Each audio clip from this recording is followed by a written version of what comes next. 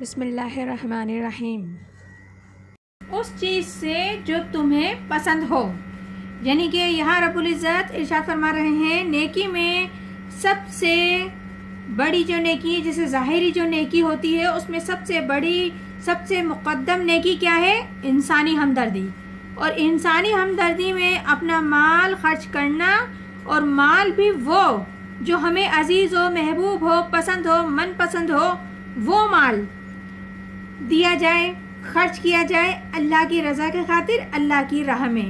یہ نہ ہو کہ جو ردی مال ہے، بیکار مال ہے، جو دل سے اتر گیا ہو، جو پوسیدہ حالت ہو گیا ہو، یا اس قسم کا جو بھی مال ہوگا تو وہ دے کر آپ یہ نہ سمجھے کہ ہم نے بہت بڑی نیکی کا کام کیا ہے۔